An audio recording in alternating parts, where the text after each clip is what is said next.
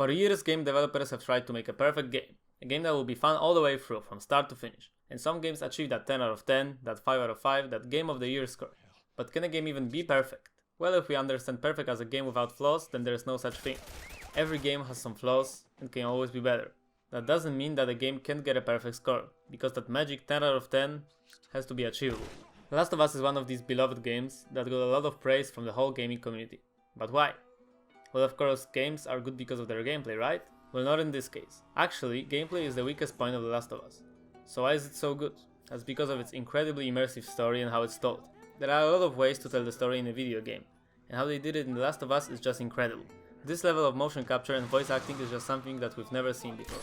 Well, at least in 2013. I'm not her, you know. What? Maria told me about Sarah. Ellie? And You are treading on some mighty thin ice here. I'm sorry about your daughter, Joel. But I have lost people too. You have no idea what loss is. Everyone I have cared for has either died or left me. Everyone fucking except for you. So don't tell me that I would be safer with someone else, because the truth is I would just be more scared.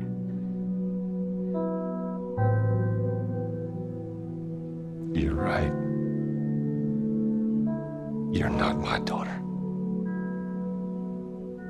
And I sure as hell ain't your dad. And we are going our separate ways. Get it together. We're not alone. The Last of Us came out at the end of PS3 lifetime, and it really got everything it could out of this machine. Imagine if every game would get so polished and be so well optimized in PC. That'd be great. So the game looked and sounded completely amazing. That all together made you really care about the characters.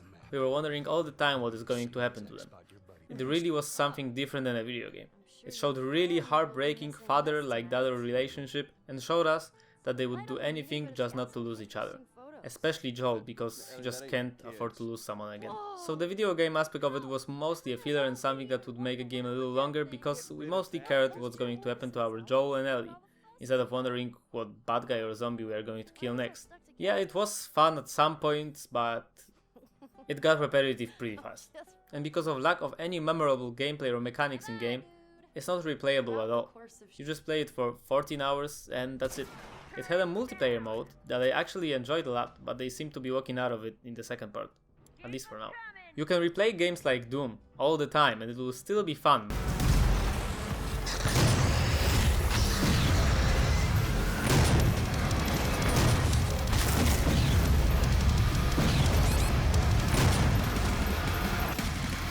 But The Last of Us, well, not really. But I still think you should play it, because big games like this don't really come out that often. First and second part are 7 years apart, so I've actually grown with Ellie. When I played the game for the first time I think I was 14, and now I will be 20, so I'm a lot more mature now, and I think I can relate a lot more to changes that Ellie went through. Well, apart of the fact that I'm not a girl, and I don't really live in Apocalypse, so...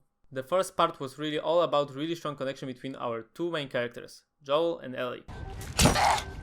Ellie! Stop! Stop! Fucking touch me! It's okay. It's me. It's me. It's me. Look. It's me. He tried to... Oh, baby girl. It's okay. It's okay. Joel. It's okay.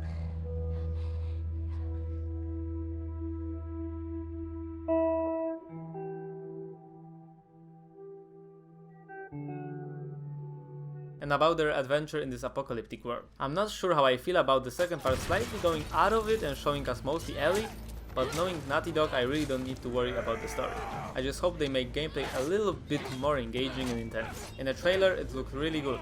The way that Ellie can interact with so many objects during a fight is just mind-blowing, and how realistic and cinematic it looks. And of course it will be the best looking game for the system again, because PS4 era is ending, just like The Last of Us came out at the end of PS3 era 6 years ago. Despite some flaws of its gameplay, I would still give The Last of Us a full score because of the way this game moved and got me so immersed into its story and its characters. So anyway, can't wait for The Last of Us Part 2. Thanks for watching, bye.